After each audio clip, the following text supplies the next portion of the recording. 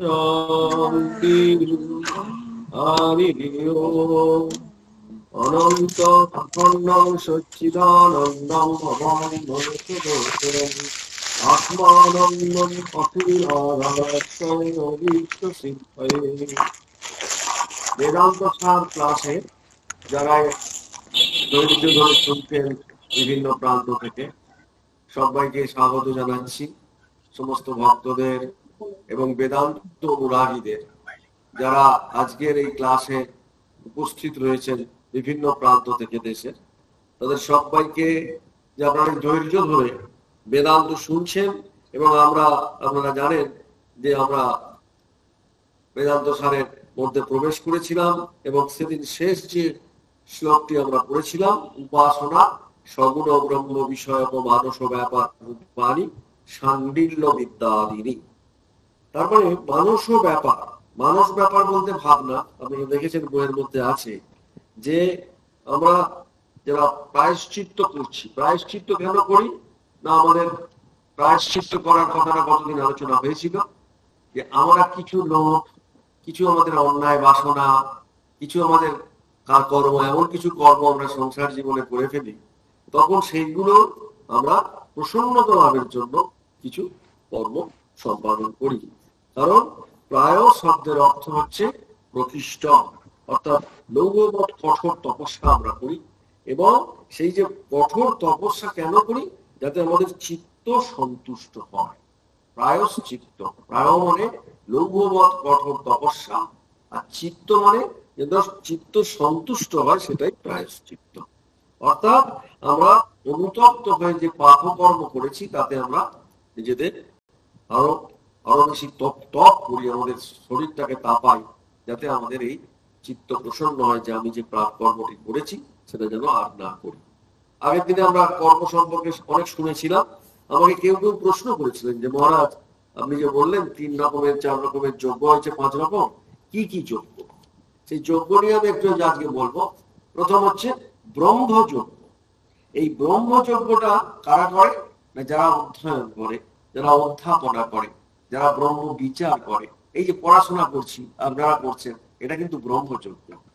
এই আমরা হয়তো খুব কমজনই আছি, কিন্তু যারাই করছি তারাই এই ব্রহ্মযজ্ঞ করছি। কেন না, আমাদের এই ব্রহ্মযজ্ঞ করলে কি হয় না, আমাদের নানা রকমের পাপ ক্ষয় হয়ে যায় অজ্ঞাতসারে। এটা যে জন্য আমরা আছে, এটা হচ্ছে নিত্য কর্ম। এবং আমাদের নিত্য কর্ম কেন করতে হয়, এই বেদান্ত আমরা কেন শুনবো, এটা নিত্য কর্মের মধ্যে পড়ছে। কেন করছে না, আমাদের জন্মরঞ্জিত বেশ কিছু অকর্ম রয়েছে। অকর্ম মানে কি, যেগুলো আমাদেরকে যে কোনো মুহূর্তে বিপদের মধ্যে ফেলে আমাদের জীবনটাকে অতিষ্ঠ করে তুলতে পারে। যেহেতু আমরা জন্মগ্রহণ করেছি, সেই সঞ্চিত কর্মের মধ্যে কিছু অকর্ম আছে। এই যে আমরা বেদান্ত অধ্যয়ন এগুলো করছি, এগুলো কেন করছি না, যাতে আমাদের এই নিত্যকর্ম হিসেবে আমরা নিয়েছি যে এই কর্মগুলো করলে ওই যে আমাদের যে সমস্ত অকর্মগুলো নিয়ে আমি জন্মেছি সেগুলো আস্তে আস্তে নিউট্রালাইজ হয়ে যায়, উপশম হয়ে যায়। সেই জন্য আমরা এগুলো করব। আমরা কেন করব? একজন বলছে মহারাজ আমি বেদান্ত সার পড়বো কেন? প্রশ্ন উঠছে। বেদান্ত সার এই জন্য পড়বেন যে আপনার জন্ম যেহেতু হয়েছে একটা সংস্কারের পুঁটলি নিয়ে, সেই সংস্কারের পুঁটলিটার মধ্যে অনেক রকম অকর্ম রয়েছে। সেই কর্মগুলো যাতে করতে না হয়, তাই সকালবেলা উঠে আপনি ভগবান প্রণাম করবেন, স্নান করবেন, যাতে গায়ে ময়লা না জন্মে। ঠিক সেই রকম নিত্য কর্মের মধ্যে ভগবানের উপাসনাটাও একটা কর্ম, যাতে আমাদের ভেতরে যে সঞ্চিত অকর্মগুলো রয়েছে সেগুলোর মধ্যে যেন আমরা কি করতে পারি না, আমরা যেন সেগুলো কখনোই যেন আমাদের বিব্রত করতে না পারে। এইটা আমাদের মধ্যে রয়েছে। সেই জন্য বলছেন যে নিত্য কর্ম, এইটা যেটা আমরা যেটা আমি বললাম আপনাদের, যে ব্রহ্মযজ্ঞটা হচ্ছে কি না, অধ্যয়ন অধ্যাপনা। এই অধ্যয়ন করা এটা ব্রহ্মযজ্ঞ। আপনারা কি করছেন, যারা বেদান্ত সার পড়ছেন তারা সব ব্রহ্মযজ্ঞ করছেন। কেন না, সংস্কারের পুঁটলি যেগুলো রয়েছে, সেই সংস্কারের সঞ্চিত অনেক কর্ম রয়েছে, যে কর্মগুলি আপনার কিছুতেই স্প্রাউট করেনি। সেই কর্মগুলোকে বিনাশ করার জন্য আপনার এই বেদান্ত সার বা ব্রহ্মযজ্ঞ অধ্যয়ন। এছাড়া রয়েছে পিতৃযজ্ঞ। আমরা পিতৃযজ্ঞ মহাদার সময় করেন তর্পণাদি। আপনারা প্রত্যেকে জানেন যে বাবাকে আমাদের পিতৃপুরুষকে আমাদের অর্পণ করতে হয়, এই পিতৃযজ্ঞ আমরা করি। এছাড়া আছে কি আছে না দেবযজ্ঞ, দেবতার উদ্দেশ্যে আমরা যজ্ঞ করি। দেখেছেন আপনারা হোমাদি কাজকর্ম, বিশেষ করে দেবতার সামনে হোম হয়। ওই হোমটা কি জন্য হয়? হোমের যে আমরা যজ্ঞটা করি ওটাকে বলা হচ্ছে দেবযজ্ঞ। তারপর আসছে ভূতযজ্ঞ। ভূতযজ্ঞ মানে ভূত বলি দিতে হয় পুজোর সময়। ভূত বলি আছে, মাছ ভক্ত বলি, ভূত বলি, এগুলো দিতে হয় আমাদের। কারণ যারা প্রেতাত্মা রয়েছে, প্রেতাত্মা মানে কি যারা শরীর গ্রহণ করতে পারেনি, এমন কিছু কর্ম করেছে যার ফলে শরীর গ্রহণ করতে পারে না, প্রেত তাদেরই বলা হয়। এর মধ্যে কোন রকমের অলৌকিক লৌকিক কিচ্ছু নেই, কেবল বিজ্ঞান রয়েছে। যখনই আপনার সংস্কারের কিছু দোষ ঘটে তখন কি ঘটে না সেখানে দেখা যাচ্ছে যে আমরা কি দেখছি না সে শরীর গ্রহণ করবার জন্য যাবতীয় যে কর্মটা, সেই কর্মটা সংগ্রহ করতে পারেনি, তাই তাকে প্রেত হয়ে থাকতে হয়। এবং শেষকালে আছে নৃযজ্ঞ। নৃযজ্ঞ মানে অতিথি এবং অন্যান্য সমস্ত যে জীব প্রাণীর যে সেবা করে। দেখবো অনেকে পশু সেবা করে পায়, অনেকে অতিথি সেবা করে, অনেকে দরিদ্র নারায়ণের সেবা করে। এই সেবাটা আমাদের প্রত্যেককে করতে হয়। কেন করতে হয় না এই পঞ্চযজ্ঞ করলে আমরা, এটা আমাদের নিত্য কর্ম। তাহলে এই 5টি যজ্ঞের অনুষ্ঠান আমাদের করলে কি হয় না আমাদের অজ্ঞাতসারে যে পাপ আছে সেগুলো বিনষ্ট হয়ে যায়। অজ্ঞাতসারে কি পাপ হয়? আমাদের মনের মধ্যে প্রশ্ন উঠবে যে আমাদের অজ্ঞাতসারে আমরা কি পাপ করি। সবারই যেই প্রশ্নটা কি আছে না তখনকার দিনে খুব সুন্দর একটি কথা ছিল যে চুল্লি মানে অন্নাদার পাকা গৃহ, যেখানে উনুন ছিল সেইখানে চাকি, যেখানে চাকি আমরা বেলছেন, ঝাঁটা, উদু ফল যেখানে বাজনা বাড়ছেন, এবং পানীয় জলের আধার, এই 5 স্থানে গৃহস্থ কি হয় না তাদের অজ্ঞাত স্থানে হিংসা সাধিত হয়। তারা না চাইলেও এই 5টা স্থানে, সেই জন্য এই হিংসার জন্য যে পাপটা যাতে বিনষ্ট হয়ে যায় তার জন্য আমরা এই পঞ্চ মহাযজ্ঞ করি। এই হচ্ছে মেন কারণ। এবং এই যজ্ঞটা আপনাদের আমরা জ্ঞাত সারে করি, কেউ অজ্ঞাত সারে করি, আপনারা সবাই কম বেশি করেন। সেই জন্য নিত্য কর্ম, এই যে সকালে উঠে আমরা একটু জপ করবো, আমরা ঠাকুরকে প্রণাম করবো, আমরা নিজের শরীরটাকে পরিষ্কার রাখবো, এই যে নিত্য কর্মগুলো এইগুলো আমাদের করতেই হয়। না করলে কি হবে না অপরণের প্রত্যবায় হবে। এইটা আমরা সেদিন পড়ছিলাম। সেখানে রয়েছে উপাসনা হলো কিনা সগুণ। এই উপাসনার কথাতে আসছে যে উপাসনা মানে কি প্রায়শ্চিত্ত। যখন প্রায়শ্চিত্ত কর্ম কেন করতে হচ্ছে? লোভ, মোহ, ক্রোধ, ভয়, ঈর্ষা, আলস্য, এইগুলো আমাদের কর্তব্য পথ থেকে বিচ্যুত করে।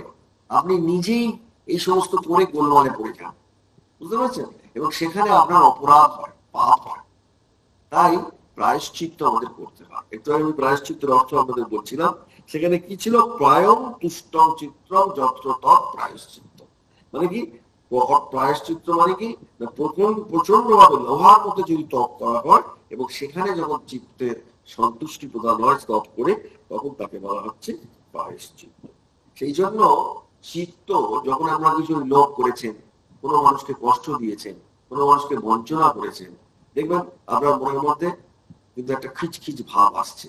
সেইটা যতক্ষণ না যাচ্ছে, চিত্ত পাপ থেকে মুক্ত হয়ে প্রসন্নতা লাভ যদি না করে, আপনারা যাকে ঠকিয়েছেন সে খুব কষ্টে আছে, আপনি ভাবছেন আমি খুব বেঁচে যাবো, বাঁচবেন না। কর্মের ফল থেকে কারোর রেহাই নেই, বাঁচার কোনো পদই নেই। এই দেবযজ্ঞ এগুলো করছেন বলে ওই আগের যে পচা কর্ম আমরা করেছি সেগুলো ফল লাভ হবে না, কিন্তু এইগুলো আপনাকে করে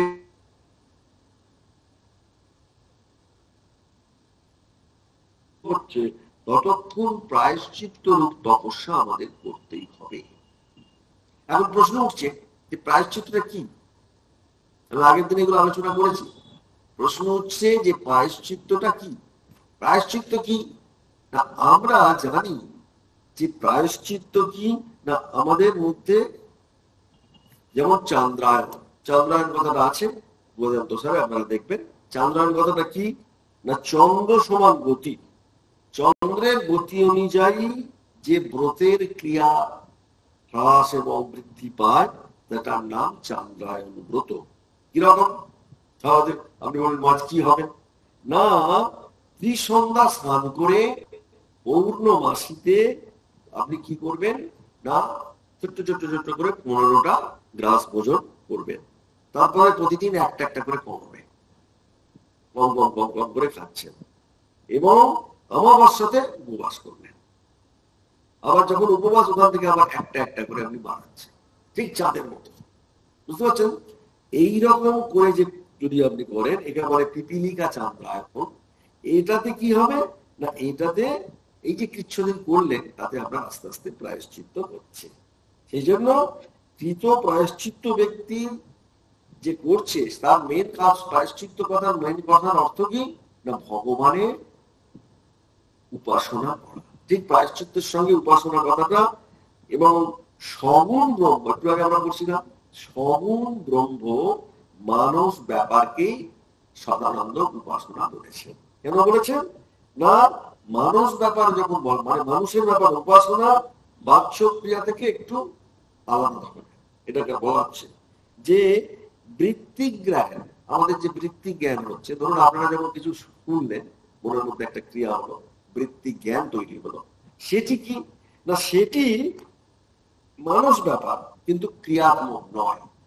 বৃত্তিক জ্ঞান যেটা হচ্ছে সেটা কিন্তু মানুষ ব্যাপার, কিন্তু কখনোই কোন ক্রিয়া কিছু করছি না। হ্যাঁ, সেই জন্য বলছেন জ্ঞান হচ্ছে সত্য অংশ প্রধান মনের পরিণাম। জ্ঞান হচ্ছে সত্য অংশ প্রধান মনের পরিণাম। আর উপাসনা কি, তাহলে উপাসনাটা কি সহজে প্রশ্ন উঠবে। আমরা প্রত্যেকে উপাসনা করি, উপাসনার ব্যাপারটা কি? উপাসনার ব্যাপারটা হলো রজ অংশ প্রধান মনের পরিণাম। এই যে আমরা বসছি, আপনি জপ করছেন, হাত ঘুরছেন, ব্রেনের মধ্যে রয়েছেন, কর জপ করছেন, ঠাকুরের দিকে তাকিয়ে আছেন, এটা পুরোটাই রজ অংশ। সেই জন্য সত্যের বৈশিষ্ট্য হচ্ছে লঘু এবং প্রকাশশীল, আর রজের বৈশিষ্ট্য আমরা জানি ক্রিয়াশীল এবং চঞ্চল। তাহলে জ্ঞান এবং বস্তু উপাসনা দুটো কিন্তু আলাদা। উপাসনার ব্যাপারটি আলাদা কেন না, উপাসনা মানে উপ-আসন, পরম্পরা করে যে জ্ঞান, উপ-আসন মানে ভগবানের কাছে বসা।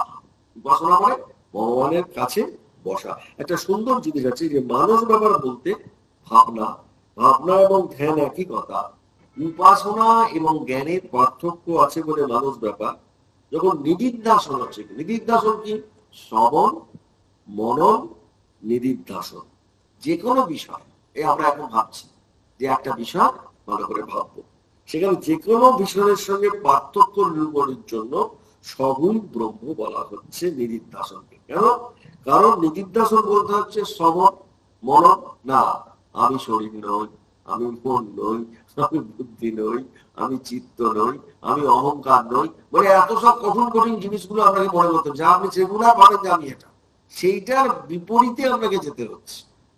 এবং এই যে নেতি নেতি করে বিচারের শেষে নির্গুণ ব্রহ্মে যে মন আমরা স্থির করছি, আমি নই নই করে শ্রবণ এবং মনন করে, এটা হচ্ছে নিদিধ্যাসন।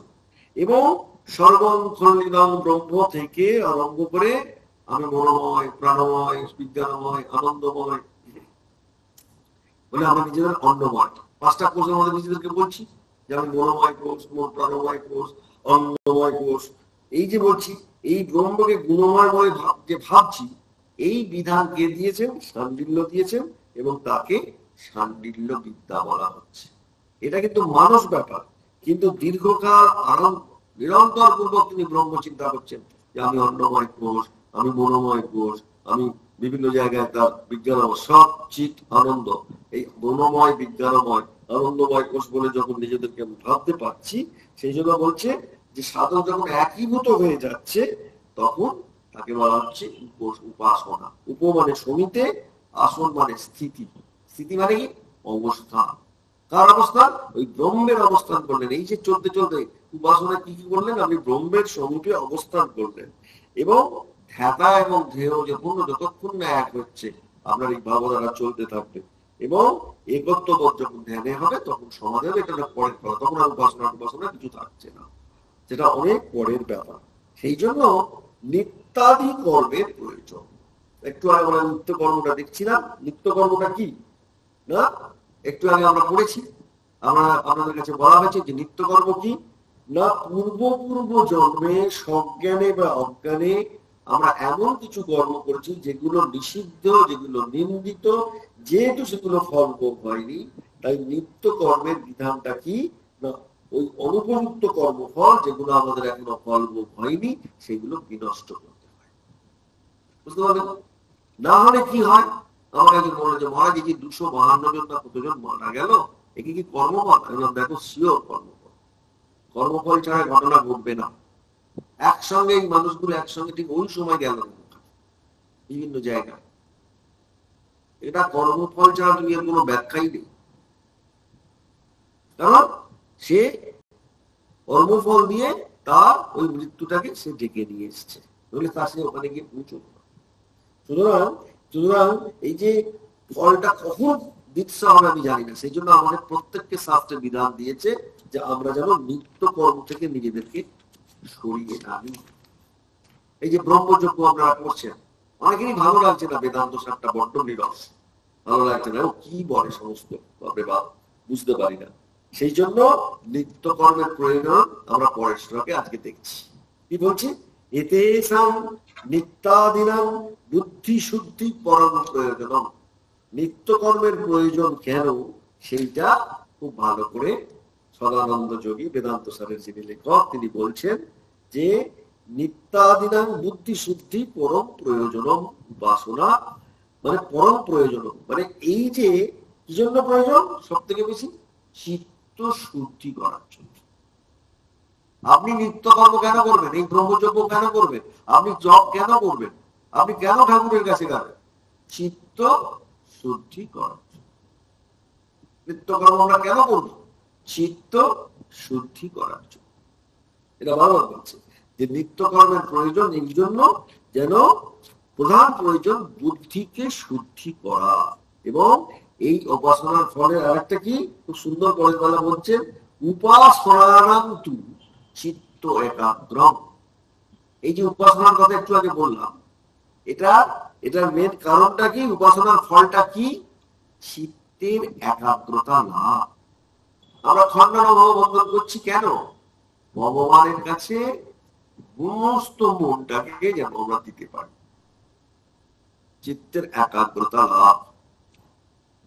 এইটা করবার জন্যই আমাদের এই চিত্তের একাগ্রতা লাভের জন্যই আমরা উপাসনা করছি। কারণ চিত্তের একাগ্রতা লাভ ভিন্ন, আমাদের অন্য কোনো উপায় নেই। কেন নেই? সহজে প্রশ্ন উঠবে যে নিত্য কর্ম, নৈমিত্তিক কর্ম, তারপরে প্রায়শ্চিত্ত, এগুলো আমরা দেখেছি যে সবগুলি একটাই কাজ, চিত্ত শুদ্ধি। কারণ চিত্ত শুদ্ধি ছাড়া আমরা কিছু করতে পারি না। গীতাতেও আছে চিত্ত শুদ্ধি কি? পরম্পরাক্রমে মোক্ষের সাধন। এই যে আপনারা যারা এসছেন তারা মেনলি এখানে শুনছেন কেন? আপনাদের আস্তে আস্তে মুক্তির পথে যাবেন বলে শুনছেন, নইলে এত কষ্ট করে বেদান্ত সার শুনতেন না। মুক্তির পথগামী বলে আপনারা এটা শুনছেন, এই জন্য মুক্তির পথে আপনারা যেতে চান। কারণ চিত্তশুদ্ধি পরম্পরাক্রমে এটি মোক্ষের সাধন। চিত্তশুদ্ধি মানে কি? স্বামীজি বারবার বলছেন তোমার খেটে খেটে মরে যাও। কেন খেটে খেটে মরে যাবো? অপরের জন্য চিত্ত শুদ্ধ হবে। চিত্ত শুদ্ধ হলে কি হবে? আপনার অটোমেটিক মুক্তি হবে। এটা বারবার বলছেন যে আমরা কেন এত খাটবো। তিনি বারবার বলছেন, গীতাতেও এই কথা বলা হচ্ছে, সে সে কর্মণ্যবি নরদ সংসিদ্ধিং লভতে নর সকর্ম নিরত সিদ্ধিং যথা বিন্দতি তৎসিনু। এভাবে আরম্ভ করে বলা হচ্ছে অসক্ত বুদ্ধি সর্বত্র চিতাত্মা বিগত স্প্রিয় নৈষ্কর্ম সিদ্ধি পরমান সন্ন্যাসিনা অধিগচ্ছিতি। মানে কি? সকল বিষয় আমরা এগুলো সকল শুনবো, তখন সকল বিষয়ে অনাসক্ত সংযত চিত্ত হবে। আর কি হবো না, দেহ এবং জীবনে আমাদের ভোগের স্পৃহা চলে যাবে। ভোগ স্পৃহা শূন্য হয়ে আমরা সম্যক দর্শন পূর্বক সিদ্ধি লাভ করব।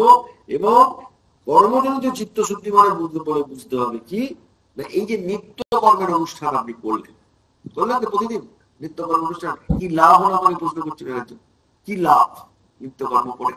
কেন করবো নিত্যকর্ম? প্রশ্ন উঠবে। নিত্যকর্ম এই জন্য করবো যে এই অনুষ্ঠান থেকে ধর্ম হয়। ধর্ম মানে কি? আপনার মধ্যে ধর্মবোধ জাগে। প্রতিদিন নিত্যকর্ম করেন, আপনি ঠাকুরকে প্রণাম করেন, সূর্য প্রণাম করেন, নিজের স্রোত থেকে প্রণাম করেন, অন্যদের সেবা করেন, এই যে নিত্যকর্ম করেন, এই নিত্যকর্মে আপনার ধর্ম লাভ। যেই ধর্ম হলে কি হয়, পাপ নাশ হয়। আপনার যে পাপগুলো ছিল অজ্ঞাত সারে, সেগুলো কিন্তু অটোমেটিক নাশ হচ্ছে। পাপ নাশ হলে কি হয়, চিত্ত শুদ্ধি হয়। পরপর স্টেপ রয়েছে।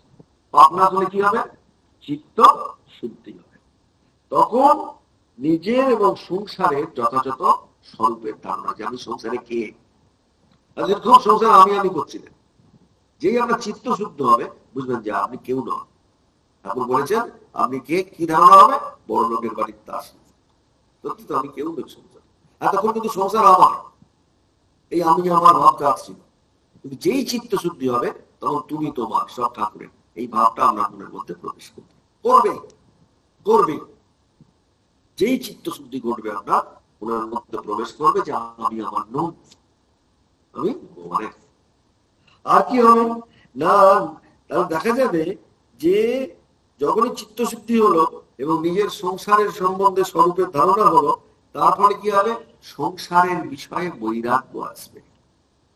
আর আপনি সাংসারিক বিষয়ে কথা বলতে যাচ্ছেন না।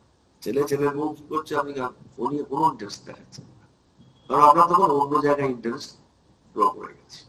আপনার আগ্রহ এসে গেছে ভগবান আস্বাদনে, তখন আপনি কোন রকম ইন্টারেস্ট দেখাচ্ছেন। সেই জন্য তিনি বলছেন যে এই যে মুখ্য লাভের তখন এবং বৈরাগ্য জন্য, সংসারের জন্য বৈরাগ্য জন্য, বৈরাগ্য হলে কি আসে, মুমুক্ষা জন্ম হয়, মুক্তির ইচ্ছা। বৈরাগ্য হলে কি হবে, আমাদের জললাভে বিরোধে তললাভে প্রব্রজে। প্রব্রজিত মানে কি, প্রবজ্জাগ্রহ হচ্ছে কেন, মুক্তির জন্য। আজকে আমরা এতজন সব গেরুয়া পড়েছি কেন, আমরা মুক্ত হতে চাই।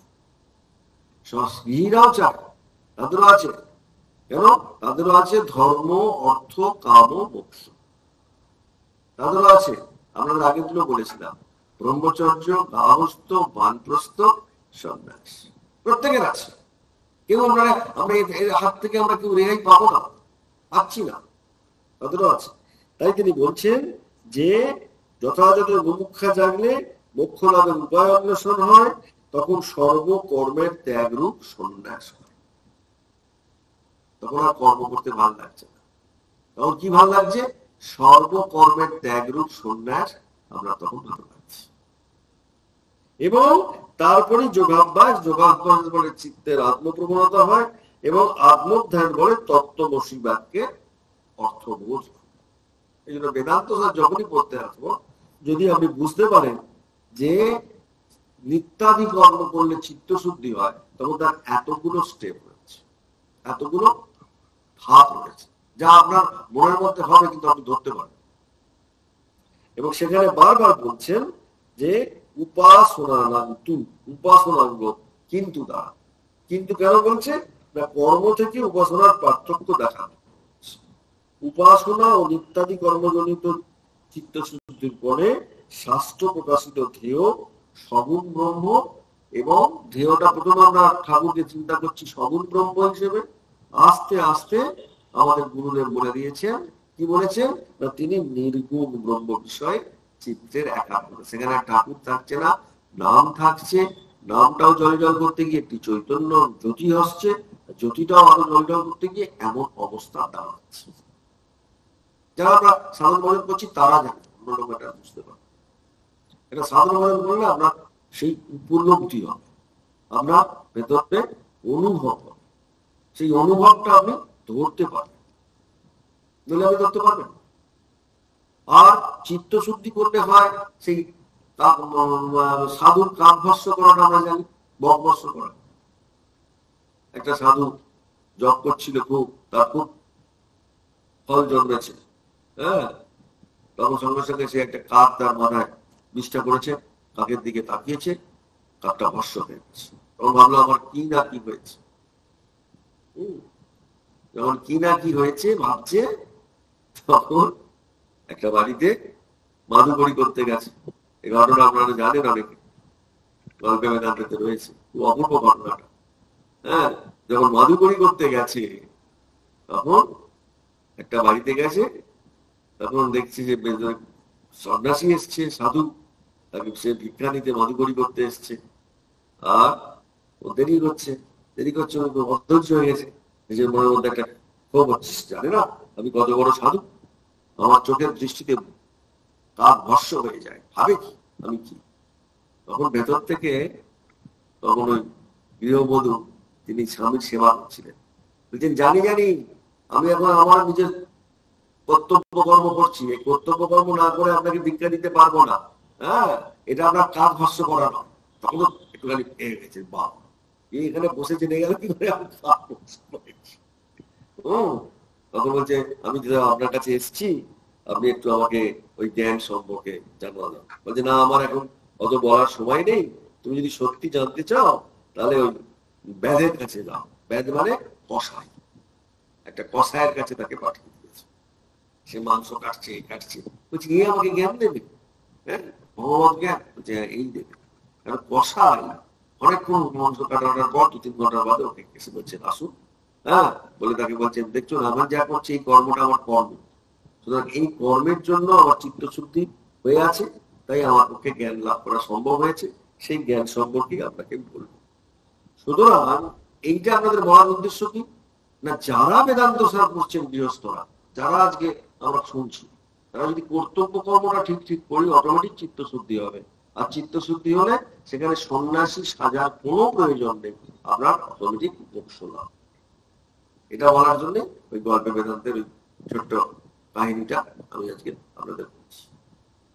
বুঝতে পারছেন তো যে কেন হবে? অটোমেটিক হবে, অটোমেটিক। যারা আপনারা শুনছেন ধৈর্য করে, তাদের অটোমেটিক হবে যদি তাদের কর্তব্য কর্মটাকে ঠিক করেন, তাদের চিত্তশুদ্ধি হয়ে গিয়ে থাকে, তাহলে তাদের অবশ্যই জ্ঞান লাভ হবে। সেই জন্য তিনি বলছেন যে, তারপরে খুব সুন্দর শ্রুতি বাক্য রয়েছে, আপনারা পড়েছেন। কি আছে শ্রুতি বাক্য? উপাসনারাও তো চিত্ত একাগ্র, উপাসনারাও কাজ হচ্ছে আমাদের চিত্তকে একাগ্র করা। তম ইতম আত্মানং বেদানুবচনেন ব্রাহ্মণা বিবিদিশন্তি যজ্ঞেন ইত্যাদি শ্রুতেহে। শ্রুতিতে আছে কি আছে?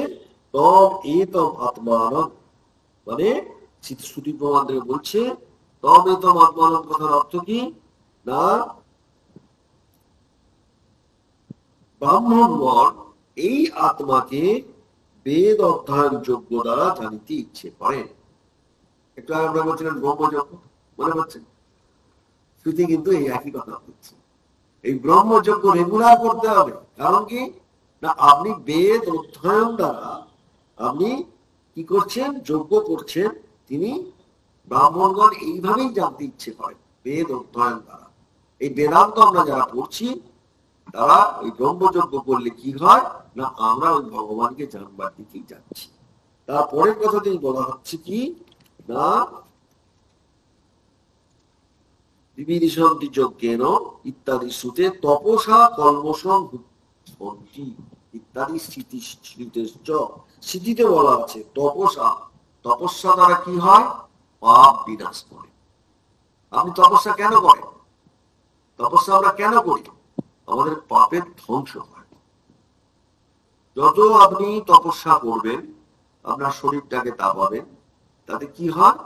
পাপ ধ্বংস হয়, পাপ বিনাশ হয়, পাপ আর থাকে না।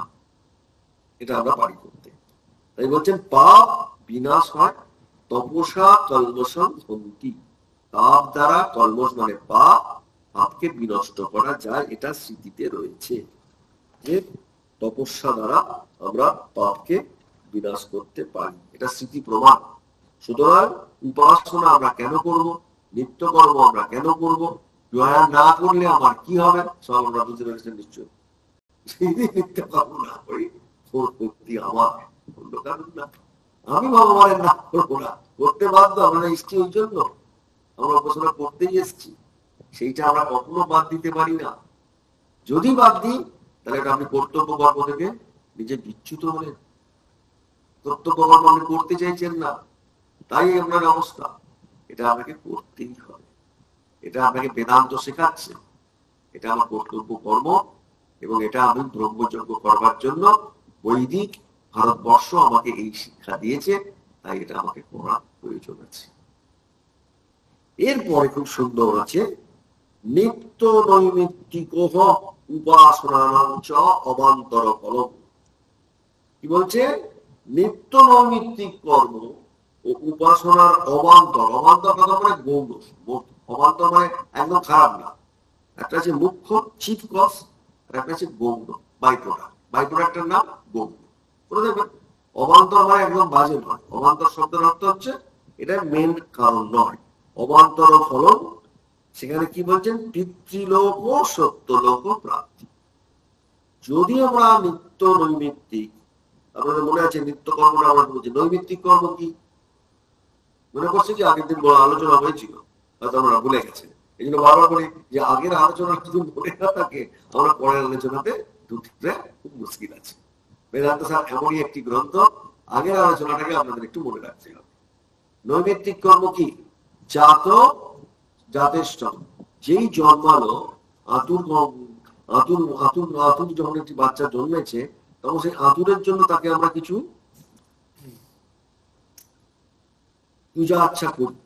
আপনাদের মনে আছে? যারা আতুর থেকে তাকে মুক্ত করার জন্য এই পুজো আচ্ছা যেটা করি, সেটা ভগবানের উদ্দেশ্যেই করা হয়, যাতে বাচ্চা ভালো থাকে। এটাকে বলা হচ্ছে নৈমিত্তিক কর্ম।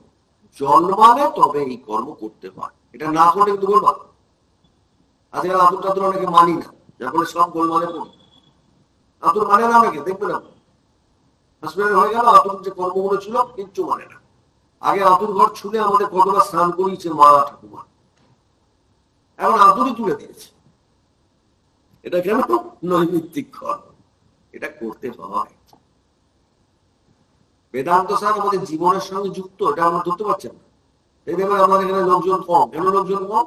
জীবনের সঙ্গে যে যুক্ত সেটা ধরে ভয় পাচ্ছে, যেগুলো উল্টো করি তো সব ভয় পেয়ে পালিয়ে যাচ্ছে, ভয় পাচ্ছে। যেগুলো করি না মহারাজ সেগুলোই বলছি, আমরা তো এগুলো করি না, আমরা অমহারান হয়ে গেছি, আমরা এগুলো করি না, সেই জন্য আমরা অনেকে ভয় পাই। কিন্তু এই জাত কর্ম আছে, তেমনি আবার কি আছে? বিবাহ, বিবাহে দিতে আবার কতগুলো কর্ম আছে, সেইগুলো কিন্তু করতে হবে। গায়ে হলুদ থেকে আরম্ভ সব ওই জাত কর্ম, ওগুলো হচ্ছে নৈমিত্তিক কর্ম। গায়ে হলুদ যদি বিয়ে না হয় এগুলো করতে হয়। শুভ কর্ম, সেগুলো করতে হয়। আবার শ্রাদ্ধ, যখন কেউ মরে গেল শ্রাদ্ধাদি কর্ম, ওটা হচ্ছে নৈমিত্তিক কর্ম। আমরা যারা শ্রাদ্ধ তুলে দিচ্ছি, খালি খাওয়া দাওয়া করছে, হবে না, করতে হবে, ওটা নৈমিত্তিক কর্ম। এগুলো আমরা তুলে দিচ্ছি। কেন তুলে দিচ্ছি? না নিজেদের আমরা খুব মনারাইজ করে ফেলছি নিজেদেরকে, যার ফলে নানান রকম গোলমালে আমরা করছি। তাই বলছে নিত্য নৈমিত্তিক উপাসনাঞ্চ অবান্তরণ পরম পিতৃলোক সত্যলোক প্রাপ্তি। এই যে লোক শব্দে, হ্যাঁ, লোক শব্দে কি হচ্ছে? আমরা কোথায় যাব? কারণ নিত্যাদি কর্মের ফল, আমাদের গ্রন্থকার সদানন্দী বলছেন তিন রকম বলছেন, নিত্য নৈমিত্তিক এবং প্রায়শ্চিত্র ক্ষেত্রে। আমাদের একটু আগে বললাম যেগুলো আমরা কেন করি, চিত্ত শুদ্ধি মুখ্য প্রয়োজন। কি হয়? নিত্য কর্ম করলে চিত্ত শুদ্ধি হয়, নৈমিত্তিক কর্ম করলেও চিত্ত শুদ্ধি হয়, আবার প্রায়শ্চিত্ত কর্ম করলেও চিত্ত শুদ্ধি হয়। আর উপাসনার জন্য কি না, উপাসনার জন্য মুখ্য প্রয়োজন। কেন আমরা উপাসনা করি? চিত্তের একাগ্রতা। আমাদের মনটা সর্বদা চড়িয়ে আছে, জব করতে বসে মাথার মধ্যে ঢুকছে, বলে কি হয়েছে, ওটা চাপিয়ে এসেছি, ওকে বলা হয়নি, এসব হচ্ছে। ওই চিত্তের একাগ্রতার জন্য উপাসনা দরকার। লক্ষ্য করবেন, আপনি জব করতে বসলেই হাজারো চিন্তা আপনার মাথায় আসছে। কেন আসছে? স্বাভাবিক প্রশ্ন উঠবে, কেন আসছে? কারণ ওই কারণে আসছে যে আপনার চিত্তের একাগ্রতা সেই উপাসনা হচ্ছে না। হ্যাঁ, এই জন্যই আমাদের বারবার মনে করতে হচ্ছে যে তপসা কর্মস ভক্তি, এই যে আমরা বারবার মনে করছি, এই মনে করার মধ্যে রয়েছে যে উপাসনাতে, উপাসনার অবান্তর ফলের নামটা কি? প্রথমে বলেছে পিতৃলোক প্রাপ্তি, আবার দেবলোক প্রাপ্তি। উপাসনাতে আরাধনা করলে চিত্ত একাগ্র হচ্ছে, এটা বলছে। নিত্যকর্ম দ্বারা আমরা বিশুদ্ধ চিত্ত ব্যক্তিরা ঈশ্বরের উপাসনা দ্বারা জ্ঞান লাভে সমর্থ হচ্ছে, ভগবান বলছেন। হ্যাঁ, তিনি আবার বলছেন যারা নিত্যযুক্ত হয়, যারা প্রীতিপূর্বক আমার ভজনা করে, আমি তাদের তত্ত্ব বিষয়ক জ্ঞান প্রদান করি, এটাও ব্রহ্মসূত্রে বলছে। হ্যাঁ, এই জন্য যখন আচার্য শঙ্কর নানা রকম কথা বলছেন, তিনিও নানা রকম কথা বলছেন। এবং নিত্যাদি কর্মের অনুষ্ঠানে তিনটে উদ্দেশ্য আছে, এইটা আমাদের মাথা। এই নিত্য কর্ম করলে আপনার লাভটা কি হয়? প্রথম হয় কি, জ্ঞানের উদ্দেশ্যে আপনি নিত্য কর্ম করেন, যাতে আপনার জ্ঞান লাভ হয়। কি জ্ঞান? স্বরূপ জ্ঞান, যেটা আমরা দেহ জ্ঞান থেকে আলাদা। স্বরূপ জ্ঞান কখন হয়? আপনারা জানেন স্বরূপ জ্ঞান কি? তুরীয়ানন্দজি মায়ের ঘটনায়, মায়ের জীবনে আমরা দেখেছি, সেই যে তারা তাদের স্বরূপের সঙ্গে নিজেদের দেহটাকে আলাদা করতে পেরেছে। তখন সেই ফোড়া কাটাতে এসছে, ফোড়া কাটানোর কথা মনে আছে আপনার? এই ফোড়া কাটাতে এসছে, তখন প্রথমে তো মেয়েকে বলেনি। হ্যাঁ, ওই বলবে তো আমাকে, তুমি না বলি আমাকে বললে প্রতিদিন যখন ফোড়া কাটান মরা জানতে পারেন মনে, সেদিন এসছে সে কুচকুচু করতে করতে করতে কাটাচ্ছে, মরার সঙ্গে সঙ্গে আওয়াজ করে উঠেছে, কি রে কোনদিন করি, তখন আপনি তো শব্দ করেন না, আজকে আপনি শব্দ করছেন কেন?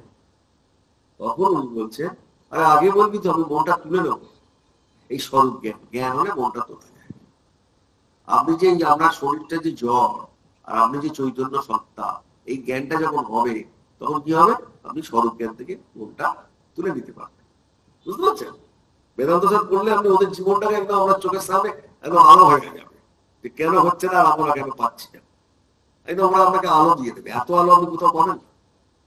এত আলো ঠাকুর মাঝামাঝি জীবনটাকে যেই সামনে রাখবেন, আপনি আলোতে ভর্তি হয়ে যাবেন, এত আলো দেখতে পাবেন। সেই রকম যে যখন ওই রকম আপনি আলাদা করতে পারবেন, সেই জন্য তিনি বলছেন যে প্রথম প্রয়োজনটা কি হলো না, প্রথম প্রয়োজন হলো জ্ঞানের উদ্দেশ্য। তখন জ্ঞান বুঝতে পারলেন, যদি বলো। দ্বিতীয় কি? সংস্কারের উদ্দেশ্য। হ্যাঁ, সংস্কার মানে কি না, আমার শুদ্ধ সংস্কার তৈরি করতে হবে। প্রতিদিন সকালে উঠে আপনি নমস্কার করছেন, গুরুজনদের নমস্কার করছেন, ভগবানকে প্রণাম করছেন, একটু জপ করছেন, এই যে সংস্কার, এই সংস্কার তৈরির জন্য নিত্যকর্ম করব। কষ্ট বুঝতে হচ্ছে? নিজেকে শুদ্ধ রাখবো, পবিত্র রাখবো, নিজেকে পরিষ্কার রাখবো, কারণ আমি শুদ্ধ সংস্কার তৈরি করতে চাই। কি করে করবো? কি করে করবোটাই আমাদের বলে দিচ্ছে বেদান্ত সদানন্দ। তিনি এত সুন্দরভাবে আমাদের বলে দেন যে ভাবা যায় না। আমরা এই জন্য যত বেদান্ত সার করবো, আপনি আস্তে আস্তে দেখবেন যে আপনার সংস্কারের সঙ্গে আপনি কথা বলছেন এবং সংস্কারের উদ্দেশ্যে। এবং তৃতীয় হচ্ছে ঈশ্বর অর্পণ বুদ্ধিতে, ভগবানকেই আমি যে নিত্য কর্মটা করছি তাকেই অর্পণ করছি। কারণ যতক্ষণ আমাদের চিত্তটা কলুষিত থাকছে বাসনা দিয়ে, ততক্ষণ জ্ঞান হয় না। আমরা সবাই জানি আমাদের জ্ঞান হচ্ছে না। কারণ কি? কেন আমাদের জ্ঞান হয় না? চিত্তটা কলুষিত থাকছে। সেই জন্য নিত্যকর্মের অনুষ্ঠান করলে চিত্তশুদ্ধি, নিত্যকর্মের প্রয়োজন। এবং ঈশ্বরে যদি আমি কর্মফল সমর্পণ করি, সেখানে আস্তে আস্তে আমরা দেখতে পাবো, কি দেখবো না, নিত্যকর্মে যে ওরা আমরা কি লাভ করি বলছে, সেই লাভ করাটা, সেই অবান্তর ফলটাকে আমরা ধরতে পারবো। এই জন্য উপাসনা, আরাধনা দ্বারা চিত্ত একাগ্র হয়, এটা আমরা বারবার আজকের দিনে পড়লাম। আর কি পড়লাম? উপাসনার অবান্তর ফল হচ্ছে দেবলোক। অবান্তর মানে বাই প্রোডাক্ট। আমরা কিন্তু এগুলো বেশি চাই না। মনুষ্য লোক আমরা আছি, তারপরে পিতৃলোক, তারপর কি আছে? দেবলোক। দেবলোকের আর একটা নাম আছে, কি নাম? ব্রহ্মলোক। উপাসনার দ্বারা ব্রহ্মলোক লব্ধ হলেও আমরা পুনরায় সংসারে আসতে পারি। যেই ওই কর্মটা আমাদের পূর্ণ ফলটা করে যাবে, আবার আসতে হবে। সেই জন্য নির্গুণ ব্রহ্ম জিজ্ঞাসু উচিত চিত্র একাগ্র উপাসনার মুখ্য ফল চিত্ত একাগ্র, এবং সগুণ ব্রহ্ম জিজ্ঞাসুর নিকটে কিন্তু উপাসনার মুখ্য ফল হচ্ছে ব্রহ্মরস। এই জন্য বলা যে নির্গুণ মানে কি? নির্গুণ মানে নিরাকার, যারা আমরা বেদান্ত বেদান্তে বলছি তারা হচ্ছে নির্গুণ। আর সগুণ মানে কি? যারা ঠাকুরকে দেখবো, মাকে দেখবো, ঠাকুরের কাছেই থাকবো, তাদের কিন্তু আবার ফিরে আসতে হবে, কারণ ঠাকুরকে আবার দেখবো বলে আসতে, আমি আবার ঠাকুরের কাছে আসবো। দেখুন আমাদের মনের মধ্যে আবার আসবো, আবার আসবার ইচ্ছা। এই আসবার ইচ্ছাটার জন্য আমাদের কি হবে? মুখ্য ফল ব্রহ্মলোক হচ্ছে। সেই জন্য ব্রহ্মলোক প্রাপ্তি হচ্ছে চিত্ত একাগ্রতায় হচ্ছে। এখন একজন বলছে, আচ্ছা মহারাজ, তাহলে লোক বলতে কোনগুলো লোক হচ্ছে? তখন বলা হচ্ছে, এই যে সকাম যারা কর্মী, তাদের প্রধান পাওয়া যায় ভূর, ভুব, স। তিনটে লোক আছে। মহ, জন, তপ, এগুলো কি? এবং সত্য লোকে নিষ্কাম কর্মী আর উপাসকদের গতি হয়। আর যারা সগুণ, যারা সকাম কর্ম করছে, সগুণ এবং সকাম কর্ম করছে, তাদের কোথায় কোথায় যাওয়া হয়? ভূ, ভুব, স। তাহলে প্রশ্ন করতে যে এইগুলো লোকগুলো কোথায়? আমরা মহারাজ আপনি ভারতপুর লোকগুলো ভুলে গেলেন, এই লোকগুলো কোথায়? কি ব্যাপার? কি সব শেখাচ্ছেন আমাদের? ব্রহ্মলোক, বিষ্ণুলোক, এই প্রশ্ন উঠবে না? তখন তার উত্তর বিষ্ণু পুরাণে আছে যে ভূলোক বলতে পৃথিবীর সর্বোচ্চ যে পর্বত শিখর যতদূর পা রাখা যায় সেটার নাম ভূলোক। ঠিক আছে? পৃথিবীর যে সর্বোচ্চ পাহাড় শিখর যতদূর অব্দি পা রাখা যায় তার নাম কি? ভূলোক, পৃথিবীর। এবং ভূলোক এবং সূর্যমণ্ডলের যে মধ্যবর্তী যে শূন্য স্থান, তার নাম হচ্ছে ভূবর্লোক। ভূর ভুবক, ভূবর্লোক কোনটা? সূর্য আর পৃথিবীর ওই যে যেখানে সর্বোচ্চ স্থান বলছেন পাহাড়ে, সেইখান থেকে ওইটার নাম দেওয়া হয়েছে কি লোক? ভূবর্লোক। আর আরেকটা অপর নাম আছে, কি অপর নাম? না, অন্তরিক্ষ লোক। এই ভূবর্লোকের একটা কি নাম আছে? অন্তরিক্ষ লোক। কেউ কেউ এর নাম দিয়েছে মরিচিল। ঠিক আছে? এগুলো সব আপনি পুরাণে পাবেন। কি কি আছে? এই অন্তরিক্ষ লোক। এবার কারোর নাম কি দেওয়া হয়েছে? মরিচিল। বুঝে যাচ্ছে? দুলোকাত, দুলোকাত অধস্তাৎ অন্তরিক্ষ যৎ মরিচয়। এই বাক্য থেকে জানা যাচ্ছে যে সূর্য থেকে জ্যোতিষ চক্রের নাভি স্বরূপ যুব নক্ষত্র পর্যন্ত জেনে সাপ। মানে সূর্য তো একটা ছোট নক্ষত্র, ওই রকম যে আরো নক্ষত্র আমরা তার কাছে দেখতে পাই, ওদের যে ডিফারেন্সটা সেখানে রয়েছে কি না? স্বর্ণ। ভূর ভুব সব হয়ে যাচ্ছে না? ভূ কোথায়, ভুব কোথায়, স কোথায়? পুরোটা গাঁজাগুড়ি নয়, পুরোটা সায়েন্স। মাথায় রাখবেন আমরা, পুরোটা ভারতবর্ষের সমস্ত পুরাণটা সায়েন্স। আমরা কোনো গাঁজাগুড়ি নিই। বহু আগে থেকেই ওই সমস্ত জায়গাগুলো এরা নিজেদের মানসিক এবং বৌদ্ধিকটাকে সেই শিখায় নিয়ে গেছিলেন করে তারা নিজেরাই নিজেদের মতো লোকগুলোকে চিহ্নিত করতে পেরেছে। আর কেউ পারেনি, জানে না কোথাও কেউ। একমাত্র ভারতীয় ঋষিরা, এই বিজ্ঞানীরা, এই অন্তর্বিজ্ঞানীরা এই সমস্ত কথাগুলো বলেছেন। ভূর ভুব সব, এর মধ্যে কোন রকম নেই। এটা আমাদের মাথায় রাখতে হবে আমাদের প্রত্যেককে। কি বলছি আমি? সেই জন্য আছে ধ্রুলোকম স্বর্গার্থ, স্নায়ন বাস্য থেকে বোঝা যাচ্ছে। একে বলছে স্বর্গলোক বা দুলোক।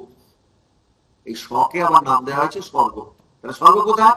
সূর্যের অপর থেকে একদম নক্ষত্র যেখানে তৈরি করছে ওই মাঝখানেটার নাম দেওয়া হলো স্বর্গ। মনে করছে? আমার কাছে প্রশ্ন করে, আরে আমি পুরনো পুরাণগুলো একটু ভালো করে ভাব আছে, পড়াশোনা করলেই আমরা সব জানতে পারবো কি আছে, কোনটা কোনটা কি লোক। কোনো গাঁজাখড়ি নয়, কোথাও গাঁজাখড়ি নেই, সব অ্যাস্ট্রোনমিতে রয়েছে। কি বলছি আমি বুঝেছি না? আমরা বেদান্ত স্যার পড়া থেকে আমি কেন এই কথা বলি? আপনাদের বিশ্বাস মূলে এটা জানতে হবে, এটা বিশ্বাস। আমরা ভারতীয় হিন্দুরা কোনো বাজে কথা বলিনি কোথাও। হিন্দু বাজে কথা বলে না, কিন্তু বিজ্ঞানের কথা বলে, সহনশীলতার কথা বলে। এবং পূর্ব পুরাণে যদি যান, সেখানে একটা সুন্দর কথা আছে, ঊর্ধ্বং যৎ মণ্ডলং বর্মী ধ্রুব যাবৎ ব্যবস্থিত সর্বলোক সমাখ্যাতা। মানে এই লোক সকলের কর্মবর্গ বিভাগে দেবলোক, বায়ুলোক, আদিত্যলোক, এর মধ্যে ভাগ ভাগ করে নানান রকম নাম দেওয়া হয়েছে।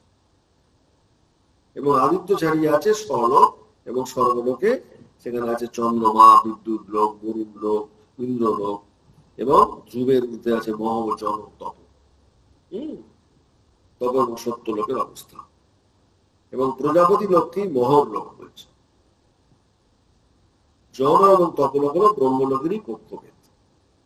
সেই জন্য চন্দ্রলোক বলতে আমাদের দৃষ্টি চন্দ্রকে বোঝানো হয়নি, তাকে সর্বদাই আদিত্যর উপরে আদিত্য লোক ছাড়িয়ে তার অবস্থা। চন্দ্রমণি ওই আমরা যে চন্দ্র দেখতে পাই ওই চন্দ্রের লোক নয়, সূর্যের ওখানে যে চন্দ্র রয়েছে সেই চন্দ্র, নক্ষত্র আছে, বুঝে গেছে? চন্দ্রলোক নয়। সেই জন্য কে কোথায় যাবে? সকাম কর্মী যাবে পিতৃলোকে এবং এই লোকে স্বর্গলোকে অন্তর্ভুক্ত। সেই জন্য নাম দেওয়া হয়েছে কর্মনা পিতৃলোক। কর্ম করলে কি হবে? সকাম কর্ম পিতৃলোকে যাবে। বিদ্যয়া দেবলোক, বিদ্যা বলতে কি? উপাসনা। যদি উপাসনা করি তাহলে আমি কোথায় যাব? না ব্রহ্মলোক পর্যন্ত আমাদের গতি হতে পারে। তীব্র উপাসনা করে এটা সম্ভব, ব্রহ্মলোক অবধি যেতে পারি। এবং সাধারণত সকাম কর্ম এবং উপাসনায় দেবলোক বলতে মোহন লোকের নিম্নবর্তী লোক সকলের নাম, এটা আমরা বুঝবো। এবং নিষ্কাম কর্ম এবং উপাসনার ফলে যদি নিষ্কাম কর্ম করি এবং উপাসনা করি তাহলে আমাদের কি হবে? নিষ্কাম কর্মীরা মোহন লোক এবং তার ঊর্ধ্ব লোকের লাভ হতে পারে। এবং সগুণ ব্রহ্ম বিদ্যামাত্রের ফলে ব্রহ্মলোকের সর্বোচ্চ স্তরে। আজকে সময়টা অনেক হয়ে গেছে, কে কোথায় কতদিন শিখে সেটাও বলা হচ্ছে। এই হলো নিত্য নৈমিত্তিক উপাসনার অবান্তর ফল। এবং এর মুখ্য ফলটা কি? এটা হলো অবান্তর। অবান্তর মানে এগুলো দরকার নেই, গৌণ। এতক্ষণ যেগুলো বললাম অবান্তর, মাথায় রাখবেন। মুখ্যটা কি? আমি বলেছি চিত্ত শুদ্ধি, এটা মাথায় রাখবেন প্রত্যেকে। তাহলে আমরা পরবর্তীকালে বেদান্ত সামনে ঢুকতে পারবেন না আমরা কি বলে যাচ্ছি, এটা কিন্তু মাথায় রাখতে হবে আপনাকে। মহারাজ জানি না তো কি বলে গেলে, সব আমি জলের মতো সোজা করে বুঝিয়ে যাচ্ছি। এটা যদি আপনাদের প্রশ্ন থাকে আপনারা করেন, আপনারা করেন না সেটা আমার দোষ না। আমি তো প্রশ্ন চাইছি আপনাদের কাছে, প্রতিটা কথা একটা একটা করে ছাড়িয়ে ছাড়িয়ে আমি বলাচ্ছি, কারণ আমাদের প্রশ্ন করতে হবে যদি বুঝতে না পারে। সেই জন্য মানুষের মুক্তি বা ঈশ্বর লাভ যে সম্ভব বেদান্ত শাস্ত্র বলছে, এবং সেটা অবান্তর ফলে আমরা এগুলো পাই, ওইগুলো নিয়ে আমরা মাথা ঘামাবো না। অবান্তর ফল নিয়ে আমরা মাথা ঘামাবো না, মনে থাকবেন। আমরা নিত্য নৈমিত্তিক কর্ম করে যাব, কখনোই থামাবো না। এবং অবান্তর ফল পিতৃলোক সত্যলোক প্রাপ্তি নিয়ে, এটা মুখ্য ফলটা মনে আছে আমাদের প্রত্যেকে। কি মুখ্য ফল? চিত্ত শুদ্ধি। এটা আমাদের ঠাকুর স্বামীজি এটাই দিয়েছেন, আর বেদও এটাই বলছে, বেদান্ত স্যার একই কথা বলছে। আমরা অবান্তর ফলের দিকে যাব না। আজকে আমি এখানে থামবো।